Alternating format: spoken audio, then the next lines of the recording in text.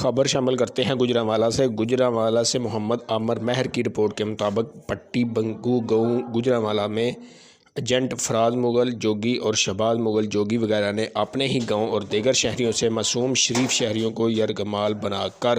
مختلف ممالک کے جعلی ویزا جات کی سائلین کو واٹس ایپ پر میل بھیج کر جہازاں دے کر لوٹ مار کرنے والے گینگ نے لوگوں کو سبز باغ دکھا کر لاکھوں روپے لے کر فراڈ کیا ہے۔ سائلین سے پاسپورٹ، شناختی کارڈ اور تصویریں، میڈیکل، ڈاکٹری وغیرہ اپنے قبضے میں لے رکھی ہے اور لوٹے جانے والے شریف شہریوں کا کہنا ہے کہ ہمارے پاس ثبوت پروف موجود ہیں، اور سائلین کا کہنا ہے کہ پاسپورٹ اور شناختی کارڈ اور ضروری کاغذات اور نقد لی ہوئی رقم واپس مانگنے پر ایجنٹ فراز مغل جوگی اور شہباز مغل جوگی وغیرہ ملزمان کی طرف سے ہمیں قتل کی دھمکیاں دی جا رہی ہیں، اور شریف شہریوں کی اپیل ہے کہ FIA ڈپٹی ڈائریکٹر گوجرانوالہ اور ایجنٹوں کے خلاف مختلف ادارے فی الفور 2 نمبر ایجنٹوں کے خلاف کریک ڈاؤن جاری کریں اور ان کے خلاف سخت سے سخت قانونی کارروائی کی جائے۔ محمد عامر، نیوز 4 گوجرانوالہ۔